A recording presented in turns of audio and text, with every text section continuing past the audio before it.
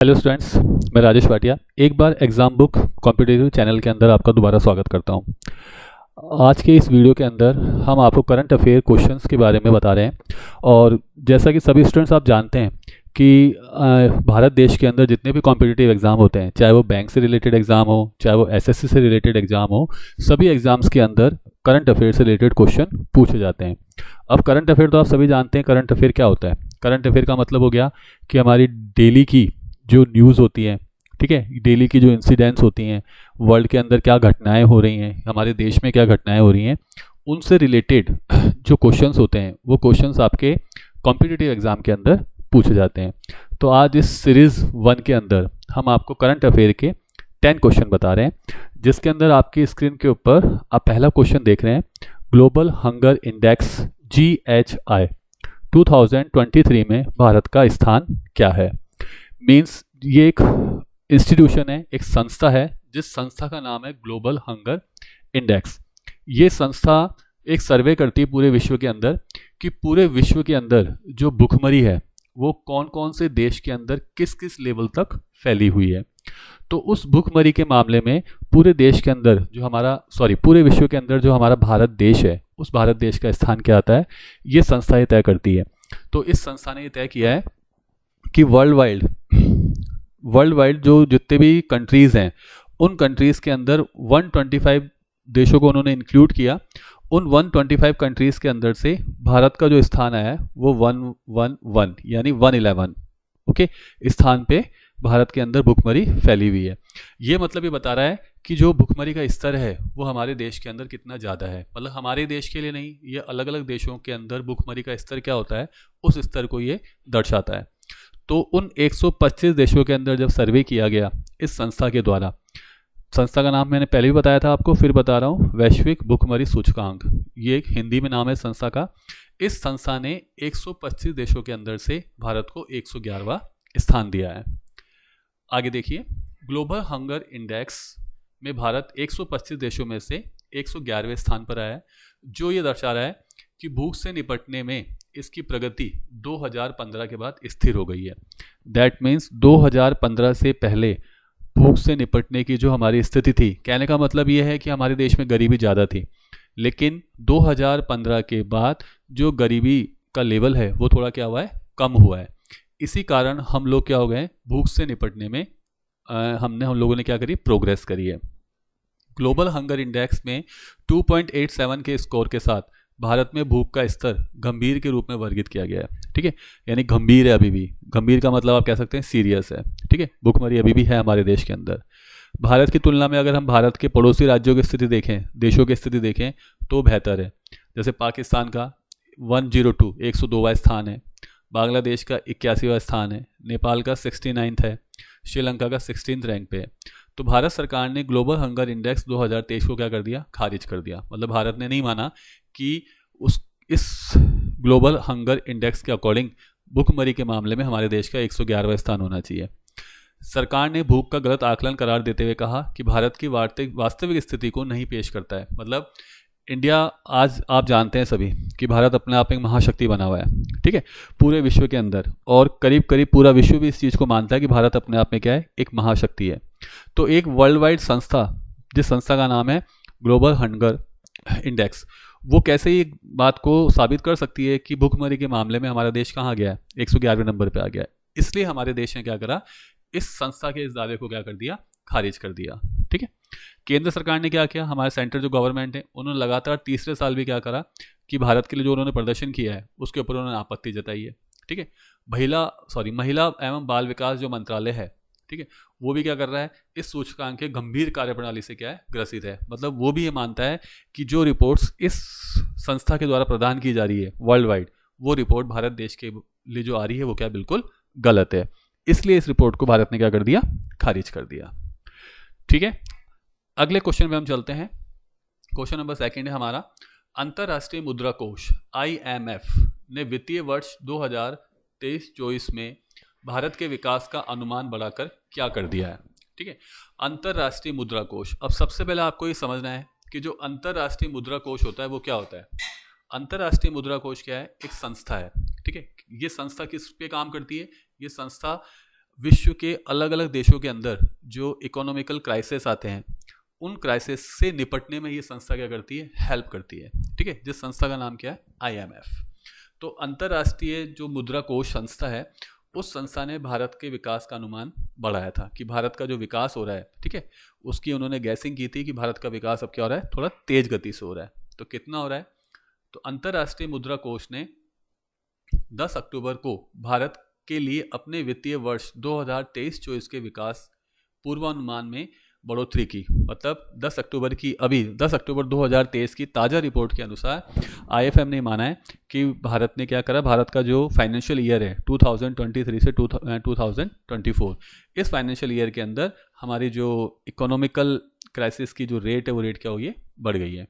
ठीक है, कैसे बढ़ गई है, मतलब इनके अनुसार 6.1% की बजाय, मतलब 6.1% की बजाय अब हमारा कितना हो गया है, 6.3 हो गया है। ठीक है, विश्व बैंक ने अक्टूबर में मजबूत सेवा गतिविधियों का हवाला देते हुए भारत की विकास दर का अनुमान 6.3% पर बरकरार रखा था। ठीक है, किसके अनुसार घोषित किया गया, ये वर्ल्ड बैंक के द्वारा, कि वर्ल्ड बैंक ने ये घोषित किया है कि हमारे देश की जो विकास दर है, उस विकास दर अब 6.1 से बढ़कर कितनी हो गई है, 6.3 हो गई है, और वो बिल्कुल अभी स्थिर है।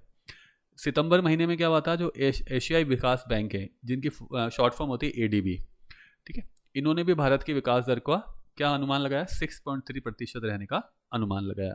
तो IFM के अनुसार हमारे देश की जो इस फाइनेंशियल ईयर की जो विकास दर है, डेवलपिंग रेट जो है, वो कितनी है, 6.3% है।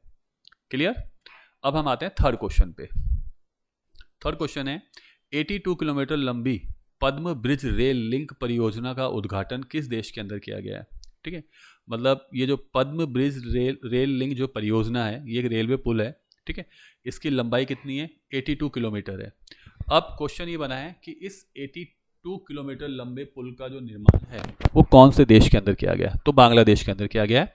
बांग्लादेश की जो प्रधानमंत्री हैं मिसेस शेख हसीना, उन्होंने इस पुल का उद्घाटन किया, और ये पुल चीन की बेल्ट एंड रोड पहल के तहत, ये इंपॉर्टेंट चीज़ आप ध्यान रखिएगा, चीन की बेल्ट एंड रोड पहल के तहत निर्मित देश की सबसे बड़ी बुनियादी ढांचा परियोजना है। मतलब इस पुल को बनवाने में चीन का कंप्लीटली क्या है, योगदान है बांग्लादेश के साथ में। इस परियोजना पर 39,246.80 करोड़ टका क्या है, बांग्लादेश की मुद्रा है। ठीक है, तो बांग्लादेश ने इस परियोजना के ऊपर कितना पैसा खर्च किया है, 39,246.80 करोड़ टका उन्होंने इस पर खर्च किया है। चीन का एक्सिम बैंक 21,036.70 करोड़ टका का ऋण प्रदान करेगा। मतलब 82 किलोमीटर लंबे पुल को बनवाने के लिए शेख हसीना ने चीन से हेल्प ली है। हेल्प क्यों ली है, क्योंकि इस पुल की जो लागत आएगी वो आएगी 39,246 करोड़ टका। क्लियर। और इस कीमत में से 21,036 करोड़ टका का क्या किया गया है, चीन के एक्सिम बैंक के द्वारा ऋण लिया गया है। क्लियर है। अब हम चौथे क्वेश्चन पे आते हैं। कौन सा संगठन पासपोर्ट टू अर्निंग यानी P2E पहल संचालित करता है। ठीक है, पासपोर्ट टू अर्निंग का मतलब क्या होता है कि यूनिसेफ एक ऐसी संस्था है। सबसे पहले आपको जानना यूनिसेफ क्या है। यूनिसेफ संयुक्त राष्ट्र संघ का एक अंग है। ठीक है, जिसकी फुल फॉर्म होती है संयुक्त राष्ट्र बाल कोष या यूनिसेफ। ठीक है, इसकी स्थापना कब हुई थी, इसकी स्थापना हुई थी द्वितीय विश्व युद्ध के दौरान में। जब जितने भी द्वितीय विश्व युद्ध के दौरान जो नए नए राष्ट्र हुए थे, जो नए राष्ट्र बन गए थे, उन राष्ट्रों के बच्चों को खाना उपलब्ध कराना, उनको मेडिकल फैसिलिटीज उपलब्ध कराना, तो ये किस संस्था का काम था, इस यूनिसेफ संस्था का काम था। और इस यूनिसेफ संस्था की स्थापना संयुक्त राष्ट्र संघ ने की थी। ठीक है, और ये कब की थी, 11 दिसंबर 1946 को। 1953 में यूनिसेफ क्या हो गया था, संयुक्त राष्ट्र का स्थायी सदस्य बन गया था। अब अपन बात करते हैं P2E की, यानी passport to earning. Passport to earning क्या है, पासपोर्ट टू अर्निंग है, इस प्रोग्राम की जो पहल की वो किसने की, यूनिसेफ इंडिया, युवा और उसके भागीदारों ने 2022 में लॉन्च किया था इसको। इसका मुख्य उद्देश्य क्या था, ये जो राष्ट्रीय शिक्षा नीति होती है उसके अनुरूप था ये। ठीक है, इसके अंदर प्रोग्राम क्या था इनका प्रोग्राम था कि 15 से 24 साल के जो बच्चे होते हैं या युवा जो होते हैं, उन युवाओं को क्या देना, मुफ्त और विश्व स्तरीय और नौकरी प्रोसेसिंग कौशल प्रशिक्षण प्रदान करना। मतलब जितने भी भारत देश के 15 साल से लेके 24 ईयर्स के, ठीक है, जो स्टूडेंट्स हैं उन स्टूडेंट्स को फ्री क्या दी जाए, नौकरी से संबंधित, ठीक है, या उनकी एजुकेशन से संबंधित, टेक्निकल एजुकेशन से संबंधित उन्हें क्या दिया जाए, ट्रेनिंग दी जाए, ठीक है। और P2E के अंदर भारत में 10 अधिक से, मतलब ये जो योजना है P2E, इस योजना के तहत भारत में 10 लाख से अधिक युवाओं ने क्या किया, इस डिजिटल जो प्रोडक्टिविटी थी, इस प्रोडक्टिविटी के क्षेत्र के अंदर पार्ट लिया और उन्होंने अपने आप को क्या बनाया, कुशल बनाया। क्लियर। तो P2E किसकी पहल है? P2E यूनिसेफ के द्वारा है। क्लियर है। अगला क्वेश्चन है हमारा, इसरो के दूसरे स्पेस पोर्ट से जुड़ा कुलशेखरपट्टिनम किस राज्य में स्थित है? ठीक है। अब आपको पता है इसरो ने अभी चंद्रयान भी लॉन्च किया था। चंद्रयान के बाद आदित्य L1 जो सन की एक्टिविटीज़ के बारे में जानेगा, उसको भी भेजा जा चुका है, जो जनवरी फरवरी में पहुंच जाएगा अपने टारगेट पॉइंट पे। इसके बाद जो दूसरा स्पेस पोर्ट था उससे जुड़ा जो कुलशेखरपट्टिनम है वो किस राज्य में स्थित है? ठीक है, तो वो कौन से राज्य में? तमिलनाडु के अंदर है। अब इसरो की फुल फॉर्म क्या होती है? इसरो की फुल फॉर्म होती है भारतीय अंतरिक्ष अनुसंधान संगठन का दूसरा स्पेस पोर्ट तमिलनाडु के थूथुकुडी जिले के कुलशेखरपट्टिनम में लगभग 2 वर्ष में बनेगा। मतलब ये एक नया स्पेस पोर्ट बन रहा है, ठीक है। इसका जो निर्माण होगा वो तमिलनाडु के थूथुकुडी जिले का कुलशेखरपट्टिनम एक शहर है, वहाँ पे लगभग 2 वर्षों में बनकर तैयार होगा। इसे विशेष रूप से निजी क्षेत्र द्वारा विकसित छोटे उपग्रह प्रशिक्षण वाहनों के लिए समर्पित होगा। मतलब जो हम छोटे छोटे उपग्रह भेजते हैं अर्थ की जानकारी लेने के लिए, ठीक है, SSLV के नाम से, ठीक है, तो उसके लिए हम क्या करेंगे, इस स्पेस पोर्ट का यूज़ करेंगे, जिसका निर्माण कहाँ हो रहा है? थूथुकुडी जिले के अंदर हो रहा है। इसके लिए लगभग 2000 एकड़ जमीन का अधिग्रहण कर इसरो को सौंपा गया है। कितनी जमीन हायर की गई इसके लिए? 2000 एकड़ जमीन को हायर किया गया है। क्लियर। नेक्स्ट क्वेश्चन पे हम आते हैं। अंतर्राष्ट्रीय आपदा जोखिम न्यूनीकरण दिवस 2023 का मनाया गया था, ठीक है, मनाया जाता है। तो अब सबसे पहले तो आप इसकी जो डेट है वो 13 अक्टूबर है, ठीक है। हर साल 13 अक्टूबर को अंतर्राष्ट्रीय आपदा जोखिम न्यूनीकरण दिवस मनाया जाता है। अब सबसे पहले चीज़ ये होनी चाहिए, आपको पता होना चाहिए कि ये है क्या। आपदा, अंतर्राष्ट्रीय आपदा जोखिम क्या है? आपदा क्या होती है? जैसे भूकंप आ गया, सुनामी आ गई, बाढ़ आ गई, ठीक है, बिजली गिर गई, ठीक है, ये सब चीज़ें क्या होती है? आपदा होती हैं। आपदा जोखिम न्यूनीकरण का काम क्या होता है? इसका काम ये होता है कि ये क्या करते हैं, ये हर एक देश के अंदर प्राकृतिक खतरों से क्या कराते हैं, अवगत कराते हैं। पर्यावरण से होने वाले खतरों से अवगत कराते हैं। जैविक खतरों से होने वाले, जो जैविक हथियारों के द्वारा जो खतरे उत्पन्न हो सकते हैं, उनसे ये अवगत कराते हैं, ठीक है। और छोटे पैमाने पे या बड़े पैमाने पर, ठीक है, ये बता सकते हैं कि किस किस जगह पे कैसे कैसे ही क्या होगा, जो खतरे हैं वो लागू होंगे। तो उन खतरों के बारे में क्या देते हैं? जानकारी देते हैं। इस संस्था का ये काम है। तो आपदा जोखिम न्यूनीकरण के लिए जो अंतर्राष्ट्रीय दिवस है वो 13 अक्टूबर को हर साल मनाया जाता है, ठीक है। आपदा और असमानता के महत्वपूर्ण मुद्दों पर वैश्विक ध्यान भी क्या करती है, ये संस्थाएं आकर्षित करती है कि पर्यावरण के अंदर क्या चेंज होने वाले हैं। जैसे भी बहुत मेन मुद्दा है ग्लोबल वार्मिंग, तो ग्लोबल वार्मिंग से क्या क्या नुकसान हो सकते हैं आने वाले भविष्य में, जैसे हो भी रहे हैं, और आने वाले टाइम में क्या क्या हो सकते हैं, उन सभी चीज़ों के बारे में जो ये संस्था है आपदा जोखिम न्यूनीकरण, इस संस्था के द्वारा बताया जाता है। अब है, हाल ही में ऐतिहासिक धार्मिक स्थलों के विकास हेतु वंदन योजना का प्रारंभ हुई, ठीक है। तो वंदन योजना उत्तर प्रदेश के अंदर प्रारंभ हुई थी। और वंदन योजना का मुख्य उद्देश्य क्या है? वंदन योजना का मुख्य उद्देश्य यह है कि जितने भी शहरी निकाय हैं, यानी जितने भी शहरी क्षेत्र हैं, उन शहरी क्षेत्रों के अंदर सांस्कृतिक, पौराणिक, ऐतिहासिक और धार्मिक स्थल का विकास करना, ठीक है। मतलब शहरी क्षेत्रों के अंदर जितने भी धार्मिक स्थल है, ठीक है, या जितने भी ऐतिहासिक स्थल हैं, जितने भी पौराणिक स्थल हैं, या जितने भी सांस्कृतिक स्थल हैं, उन सबका क्या करना? विकास करना। तो उसके लिए उत्तर प्रदेश सरकार ने, जहाँ के मुख्यमंत्री हैं मिस्टर योगी, ठीक है, उन्होंने वंदन योजना को क्या दी है? स्वीकृति दी है। अब इसके प्रमुख बिंदु क्या क्या है इस योजना के? देखिए, नगर विकास मंत्री AK शर्मा, ये यूपी के मंत्री हैं, नगर विकास मंत्री हैं। उन्होंने योजना के तहत लाइटिंग, पेयजल व्यवस्था, टॉयलेट, साफ सफाई, लिंक रोड, बेंच, अन्य बुनियादी सुविधाओं को क्या करा है? उन्होंने विकसित किया है मंदिरों के आसपास। एक कमेटी बनाई है, जिस कमेटी के अध्यक्ष कौन है? जिला अधिकारी हैं। जिला के जो मतलब उस कमेटी के जो अध्यक्ष कौन है? वहाँ का जिला का अधिकारी होगा, जो क्या करेंगी? 2-2 स्थल का चयन करेगी, और उन स्थलों पर जैसे संपर्क मार्ग, मतलब जोड़ने वाला मार्ग, कोई विश्राम स्थल है या नहीं है, वहाँ जो भक्त आते हैं उनके लिए शेड है या नहीं है, पानी की व्यवस्था है या नहीं है, लाइटनिंग की व्यवस्था है या नहीं है, ठीक है, परिक्रमा वगैरह करना, घाटों का निर्माण करना, ठीक है, आदि कार्यों का ये सब क्या करेंगे, जो हमारा उनका टूरिज्म डिपार्टमेंट है उनके साथ कोलैबोरेशन करके किया जाएगा। थर्ड पॉइंट है इसका कि इस योजना में जो वित्तीय वर्ष 2023-24 में 50 करोड़ रुपए की व्यवस्था की गई है। मतलब ये जो 23-24 का फाइनेंशियल ईयर है, इसके अंदर वंदन योजना पे 50 करोड़ रुपए व्यवस्था किया जाएगा, 50 करोड़ रुपए खर्च किया जाएगा। इसके अलावा जो पर्यटन विभाग है, CSR मद, ये एक डिपार्टमेंट है। सांसद विधायक निधि, मतलब सांसद विधायक का जो उसके फंड से पैसा निकाला जाएगा। जो नगर निकाय विभाग है उसके बजट से भी पैसा निकाला जाएगा और इन स्थलों को विकसित किया जाएगा। क्लियर है। अगला क्वेश्चन है हमारा क्वेश्चन नंबर 8। फोर्ब्स की विश्व सर्वश्रेष्ठ नियोक्ता 2023 सूची में शामिल एकमात्र भारतीय PSU कौन सा है? ठीक है, तो ये दिया गया NTPC को। फोर्ब्स क्या है, विश्व स्तर के ऊपर क्या बनाता है, सूची बनाता है, ठीक है। उस सूची के अंदर भारत की जो संस्था है उस संस्था को शामिल किया गया और उस संस्था का नाम क्या है, NTPC। NTPC की फुल फॉर्म क्या होती है, राष्ट्रीय ताप विद्युत निगम लिमिटेड, ठीक है, राष्ट्रीय ताप विद्युत निगम लिमिटेड। 10 अक्टूबर 2023 को फोर्ब्स वर्ल्ड ने एक सूची जारी की। उस सूची के अंदर NTPC को क्या दी गई, मान्यता दी गई, ठीक है। देखिए आगे, NTPC लिमिटेड का कौन सा रैंक दिया गया। NTPC लिमिटेड विश्व रैंकिंग में शीर्ष 700 कंपनियों में था। उन 700 कंपनियों में से 261वां रैंक किसका है, NTPC का है, ठीक है। और इस सूची में शामिल होने वाला सार्वजनिक क्षेत्र का एकमात्र भारतीय लोक उपक्रम PSU है, ठीक है, मतलब NTPC है।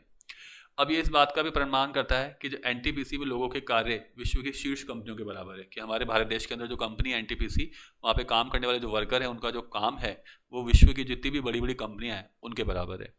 फोर्ब्स हर वर्ष शीर्ष 700 कंपनियों की सूची जारी करता है। मतलब फोर्ब्स का नियम है, हर साल फोर्ब्स क्या करती है, एवरी ईयर 700 कंपनीज की सूची बनाती है। अब फोर्ब्स हर वर्ष 700 कंपनियों की पहचान करने के लिए कैसे करेगा वो पहचान, स्वतंत्र बाजार अनुसंधान के माध्यम से विश्व के सर्वश्रेष्ठ नियोक्ताओं की सूची प्रकाशित करता है। किसके माध्यम से करता है, वो बाजार के माध्यम से करता है, रिसर्च करता है बाजार के अंदर कि कौन सी कंपनी का प्रोडक्ट या कौन सी कंपनी कितना बेस्ट वर्क कर रही है। अब फोर्ब्स के मापदंड क्या होते हैं, मतलब कंपनी तो नियुक्त कर रहे हैं वो, लेकिन कंपनी नियुक्त करने के लिए मापदंड क्या होंगे। पहला, इस सूची में कंपनी को शामिल किया जाता है जो रोमांचक कामकाजी और सकारात्मक माहौल, प्रशिक्षण और करियर उन्नति के अवसर, कर्मचारी लाभ, कर्मचारी केंद्रित कार्यस्थल पर विविधता प्रदान करते हैं। मतलब कंपनी अपने काम करने वाले कर्मचारियों को कितनी, उनके करियर के लिए कितनी उनकी प्रोग्रेस करती है, उनको क्या क्या लाभ देती है, जैसे बोनस वगैरह देना, इंक्रीमेंट देना, ठीक है, कितना ध्यान वो अपने कर्मचारियों के ऊपर केंद्रित करती है, उनके लिए क्या क्या फैसिलिटीज़ उपलब्ध कराती है, जो उनका वर्क प्लेस होता है यानी जो उनकी कंपनी होती है उस कंपनी के अंदर क्या क्या सुविधाएं उनको उपलब्ध कराई जाती है। पहला तो ये पॉइंट होता है, ठीक है, सूची में शामिल करने का। दूसरा पॉइंट है मार्केट रिसर्च। कंपनी मार्केट में रिसर्च करती है, उसके हिसाब से वो कंपनी की वैल्यू पता लगाती है कि मार्केट के अंदर कंपनी की वैल्यू क्या है। तीसरा पॉइंट है कि वार्षिक सूची बनाने के लिए मार्केट रिसर्च फर्म स्टेटिस्टा के साथ साझेदारी भी की है इन्होंने, ठीक है। फोर्ब्स ने NTPC के इन कार्यों को मान्यता दी। अब फोर्ब्स ने किन किन कार्यों को मान्यता दी है, देखो, people before plant lot factor, ठीक है, इस कार्य को मान्यता क्यों दी गई, क्योंकि ये काम किसके हिसाब के लिए किया जा रहा है, मानव संसाधनों के विकास के लिए काम किया जा रहा है। प्रगतिशील लोगों की नीतियों और हस्तक्षेपों ने NTPC कार्यबल को चुस्त और भविष्य के लिए तैयार रहने में सहायता दी है। प्रगतिशील लोग मतलब जो हायर क्लासेस के लोग हैं, उन लोगों की जो पॉलिसीज़ हैं उन पॉलिसीज़ के द्वारा मतलब ये साबित किया गया है। अब अपन बता रहे हैं NTPC के बारे में। NTPC की स्थापना 1975 में हुई थी। इसका जो हेड ऑफिस है वो दिल्ली में है। इसके जो क्या बोलते हैं हेड हैं, ठीक है, CEO वो गुरदीप सिंह हैं। NTPC भारत के अंदर क्या करती है, एकीकृत विद्युत सुविधा प्रदान करती है, जो देश की विद्युत आवश्यकताओं का लगभग 1/4, मतलब हमारे देश के अंदर जितनी भी बिजली चाहिए होती है उसका 1/4 पार्ट कौन पूरा करता है, NTPC पूरा करती है। विद्युत मंत्रालय के तहत एक केंद्रीय सार्वजनिक क्षेत्र है, मतलब ये एक प्राइवेट उपक्रम है, ठीक है। 73 गीगावाट से अधिक की स्थापित क्षमता, ताप, पन बिजली और सौर और पवन ऊर्जा के संयंत्रों, मतलब कितनी बिजली उपलब्ध कराती है, 73 गीगावाट से अधिक जहाँ बिजली चाहिए जिस भी उपक्रम के अंदर या जिस भी सोर्सेस के अंदर, वहाँ पे NTPC क्या करती है, बिजली उपलब्ध कराती है। कंपनी हरित भविष्य के लिए उत्कृष्ट व्यवहारों को अपनाने, नवाचार को बढ़ावा देने, इसके अलावा स्वच्छ ऊर्जा प्रौद्योगिकियों को अपनाने के लिए प्रतिबद्ध है। मतलब इनका बिजली बनाने का काम तो है, बिजली तो प्रोवाइड करा रहे हैं, लेकिन उसके अलावा क्या कर रहे हैं, ये जो ऊर्जा देंगे, यानी जो ये बिजली की ऊर्जा के रूप में जो बिजली प्रोवाइड कराएंगे वो क्या होनी चाहिए, नुकसानदायक नहीं होनी चाहिए, ठीक है, बिल्कुल स्वच्छ होनी चाहिए। इसके अलावा इनके जो भविष्य हैं आने वाले टाइम में, उन भविष्यों के लिए भी इनका व्यवहार क्या होना चाहिए, बिल्कुल बेस्ट होना चाहिए। मई 2010 में इसे महारत्न कंपनी भी घोषित किया गया था। कौन सी कंपनी को? एनटीपीसी कंपनी को। क्लियर। अब हम आते हैं अगला क्वेश्चन 9। आवधिक श्रम बल सर्वेक्षण रिपोर्ट 2022-23 के अनुसार भारत में महिला श्रम बल भागीदारी दर कितनी प्रतिशत हुई है? मतलब भारत के अंदर जो महिला श्रम होता है, ठीक है, उसके अंदर महिलाओं की कितनी भागीदारी हो गई है? 37%। ये भी बड़ी है, पहले कितनी थी? ये 4.2% थी, ठीक है। अब 2022-23 फाइनेंशियल ईयर के अंदर बढ़ के कितनी हो गई है? 37% हो गई है, ठीक है। और इस रिपोर्ट का ये खुलासा कैसे हुआ? सांख्यिकी और कार्यान्वयन जो मंत्रालय, जो डिपार्टमेंट है, उस डिपार्टमेंट के द्वारा इस चीज़ का खुलासा हुआ कि जो भागीदारी थी वो 4.2 से बढ़कर कितनी हो गई है? इस फाइनेंशियल ईयर में 37% हो गई है। महिला एवं बाल विकास मंत्रालय ने कहा है कि महत्वपूर्ण उछाल महिलाओं के दीर्घकालिक सामाजिक, आर्थिक और राजनीतिक विकास के उद्देश्य से सरकार के नीतिगत पहलों के कारण है, ठीक है। मतलब महिला जो बाल विकास मंत्रालय है, उनका ये मानना है कि जो ये महिला कार्य की जो बढ़ोतरी हुई है भारत देश के अंदर, ठीक है, उससे क्या होगा? हमारे देश का सामाजिक विकास भी होगा, आर्थिक विकास भी होगा और राजनीतिक विकास भी होगा, ठीक है। अब इसका लाभ क्या क्या मिलेगा? लाभ ये मिलेगा कि जो महिलाओं की जो क्षमता होती है कार्य करने की, ठीक है, उसके बदले उनको उच्च रिटर्न मिल सकता है। पहला लाभ ये मिलेगा, ठीक है। दूसरा लाभ क्या मिलेगा? मैकिन्से ग्लोबल इंस्टीट्यूट की रिपोर्ट के अनुसार भारत सामान्य व्यवसाय परिदृश्य की तुलना में 2025 तक सकल घरेलू उत्पादन 770 बिलियन अमेरिकी डॉलर मूल्य के बराबर हो जाएगा, यानी 18% वृद्धि की दर हासिल कर सकता है। महिलाएं अपने लेवल पर जब अपने घरेलू काम करेंगी और अपने घरेलू प्रोडक्ट का उत्पादन करेंगी, ठीक है, हायर लेवल पे, तो हमारी जो इकोनॉमी की है वो कहाँ तक पहुँच जाएगी? 707 बिलियन अमेरिकन डॉलर तक पहुँच जाएगी, ठीक है। अभी होता क्या है? सर्वेक्षण बल के बारे में बताया जा रहा है आपको। राष्ट्रीय नमूना सर्वेक्षण कार्यालय यानी NSSO ने अप्रैल 2017 में आवधिक श्रम बल सर्वेक्षण शुरू किया। इसका उद्देश्य क्या था कि 3 महीने के छोटे अंतराल के भीतर शहरी क्षेत्रों में प्रमुख रोजगार और बेरोजगारी संकेतों का अनुमान लगाना। मतलब इसका पहला उद्देश्य था कि आपने 3 महीने का छोटा सा टाइम लिया और शहरी क्षेत्र के अंदर कहाँ कहाँ पे प्रमुख रोजगार उपलब्ध हो सकते हैं और कहाँ कहाँ बेरोजगारी है उसका अनुमान लगाना। सेकंड पॉइंट है इसका कि श्रमिक जनसंख्या अनुपात, कि जो श्रमिक करने वाले पर्सन हैं उनका अनुपात क्या है, उस श्रम बल में भागीदार देने वाले कितने लोग हैं, और वर्तमान साप्ताहिक स्थिति यानी CWS में बेरोजगारी दर को किस तरीके से मापा जाए। थर्ड पॉइंट है इसका लक्ष्य सामान्य स्थिति और CWS दोनों को कवर करते हुए सालाना ग्रामीण और शहरी क्षेत्रों के लिए इन संकेतों का अनुमान लगाना। मतलब ग्रामीण क्षेत्र में महिलाएं कितना वर्क कर रही हैं, शहरी क्षेत्र में महिलाएं कितना वर्क कर रही हैं, प्रोडक्टिविटी बढ़ाने में वो कितना अपना योगदान दे रही हैं। क्लियर। अगला क्वेश्चन है हमारा, हाल ही में चौथी G20 वित्त मंत्री और सेंट्रल बैंक गवर्नर्स की जो बैठक कहाँ हुई थी, ठीक है। तो इसकी जो बैठक हुई थी